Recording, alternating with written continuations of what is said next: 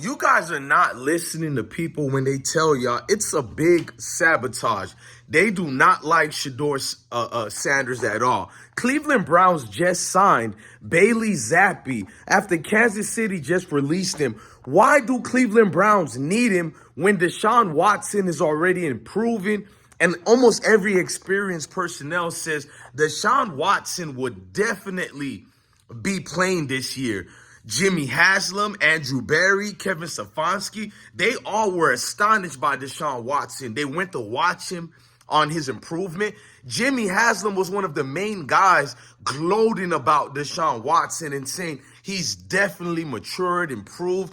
It sounds like he's the face of the franchise. Joe Flacco is the real backup in insurance, as I've always known. Dylan Gabriel is the developed board toy for Kevin Stefanski. So where does that leave Shedeur Sanders?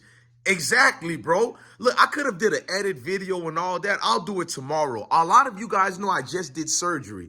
And I've been giving you videos even after surgery yesterday. Like, I'm not going to stop. But I like these videos better because I don't have to worry about the receipts. We can just use actual facts and breakdowns of actual events that took place.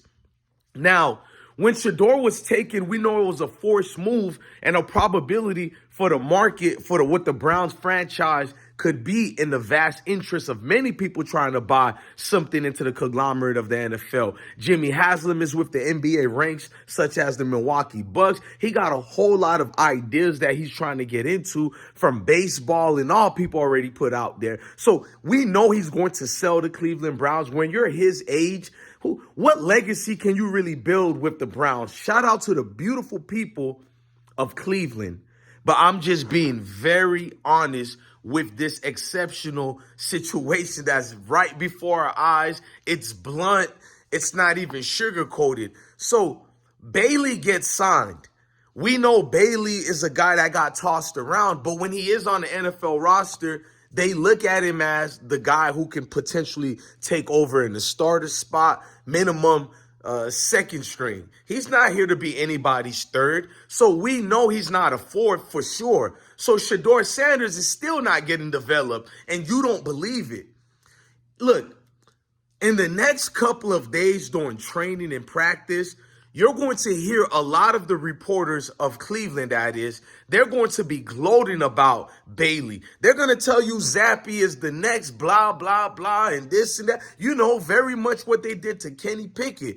The same when they tell you Dylan Gabriel is the future of the Cleveland Browns. He hasn't even really proved anything yet. Look, I can take you guys telling me Shedeur hasn't proved anything yet. I'm not going to argue that much because he's a rookie. But don't tell me that Dylan Gabriel did show you guys plenty enough. You know what? If we want to play that game, Dylan Gabriel did show us. He's shown us that this is semantics at the most with the Cleveland Browns. Dylan Gabriel shown us that, okay, he's an interception monster who can't improve from it. He's a guy who makes mistakes and he can't shake it off. He's a guy that needs thorough max protection and hashtag throws. Something that's redundant in the NFL that's not going to get you far because it's predictable. So we're taking everywhere. I'm going crazy. I'm pretending Cleveland Brown is Colorado or one of my Florida teams. I said we. Nah, that's the Cleveland Brown fans. But I think we can all be honest and say we know that the Cleveland Browns did not want Shedeur Sanders. The Cleveland Brown media are going to also tell you that this is Shedeur's replacement very soon. Now, I don't mean the guy to drop haymakers like that, but I've been got the news of this. I didn't want to do anything yet because of my jaw hurting. No pause, grown man surgery. But I thought about it more and was like, Bless One, you are one of the profound journalists that's needed. I know I'm needed, bro. The fact that Bailey could even get, you know what I'm saying, signed to the Browns should furthermore let you know he's everybody's throwaway and Browns are the garbage man. They collect every garbage that's on the floor. Now, I know the cliche saying is one man's garbage is another man's treasure. Shut up, man. That's bullshit. It doesn't work like that in real life. One man's treasure is still another man's garbage, and one man's garbage is double the garbage of what it was yesterday. Yeah, let's speak it to an existence as far as we want Shedeur to be the starter and or whatnot. But who cares about praying and wishing when in reality it doesn't work with something that's sound already? And what's sound with the Cleveland Browns, the lowly Cleveland Browns, they placate towards these moves purposely. For you to not see it is it's kind of surprising. You didn't know that Jimmy Haslam is only doing these moves to ensure that Shedeur doesn't get this development that he needs. And once again, the lowly Cleveland Browns will continue to diminish what it once was with the Jim Brown era. It's no longer that, because no matter how much games that the Cleveland Browns lost, let's just be real, we still had legacy inside what the Browns was. But since the Haslam's ownership in 2012, we got reminded how pitiful the Browns have been for multiple years. So in other words, what I'm saying is, yes, the Browns always lost, but in the manner of how they lost was never this awful. It was never this bad. So now when Haslam took over, at least before Haslam took over, we could be like, okay, they got a few things to look for. Everybody wanted to root for the Browns prior to Jimmy Haslam. We know they're not good, but it's the team you just want to see the underdog win. But here's the thing, though. The atrocities that are done in the professional world shouldn't be called professional anymore. There's nothing professional about the Cleveland Browns. You pay attention to the moves, and people still tell you where Shedeur is trash.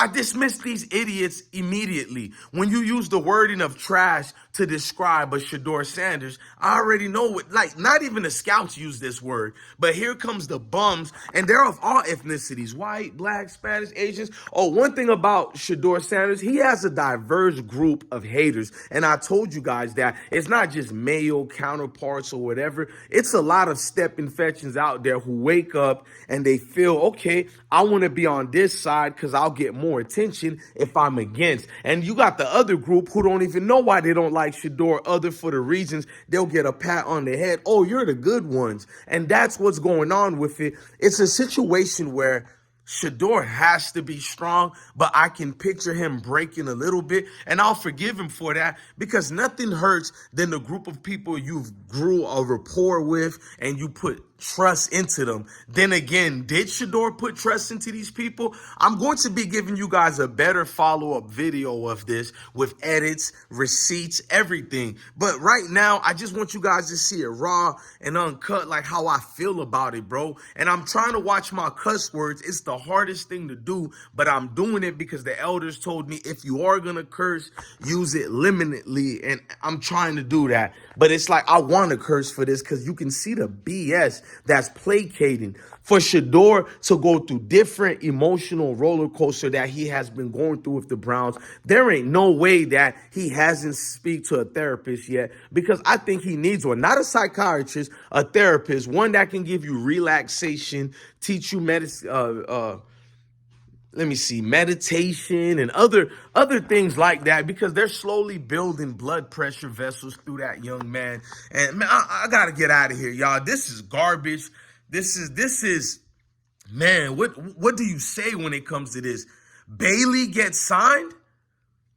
I want to know what all the Shedeur Sanders haters are going to say, because I know you guys are predictable. Man, Bailey Zappe is way better than Shedeur and blah, blah, blah. If that's the case and we're going on record, I personally think Bailey is better than Dylan. And that's why I know for sure they are not going to develop Shedeur. I told you, we just said this less than, I think, 32 hours ago. I'll be fair, 28 to 32 hours ago. We just talked about how Shedeur is being subjected to one of the most embarrassing clown show ever, bro. Now we know he's basically a practice squad player, because they still got Deshaun Watson. So that means Shedeur is a fifth roster spot. Let's not sugarcoat it. He's fifth on the roster spot. He probably would have been seventh if they didn't trade Kenny Pickett and waived Tyler Huntley. So bro, he's not moving through the ranks of it. And if they don't get Ark Manning with the first pick,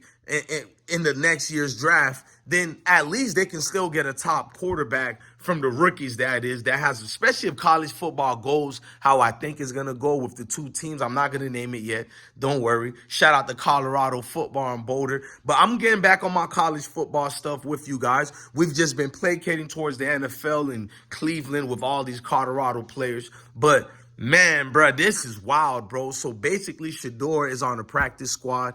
Cleveland is ensuring they get the #1 pick. And the NBA and the NFL are not the same at all. Meaning, when it comes to those lottery picks for the draft, ain't no lottery in the NFL. The NFL doesn't have to go through this system where if they lose all their games, they're still not insured to get the #1 pick. No, it don't work like that. If a team in the NFL decides to lose every single game, they get rewarded. It's a different boys and girls club over there, man. That's the good old boys club. They got their own systematic system going on, and the contest is not to see who could win a championship, because you're actually in debt when you win championships on any professional league. Maybe not the first championship, but the second and third, oh, it catches up. Hell, even the first one, depending on your situation, such as Milwaukee Bucks, it does catch up because players need to get paid more and different tax brackets. Man, it's a whole lot going on. So it's more, the NFL is more of a race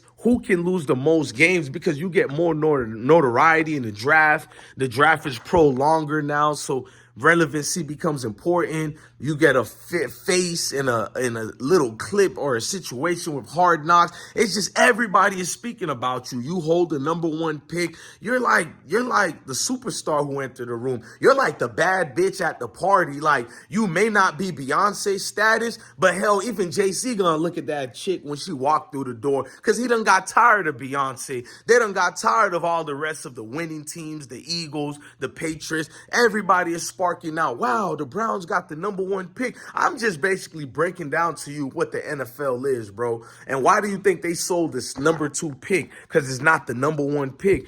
NFL is a conglomerate of BS, the most snakiest oil salesmen you'll ever see. This is why ESPN protects the shield, CBS protects the shield, NBC protects the shield, and voila, here we have it. Ladies and gentlemen, DJ Blessed One told you so once again. Shedeur will not get a proper fair chance, as you can see what's going on with the Browns. Look, I'm DJ Blessed One, the best one. Love your family, love your kids, and stay blessed.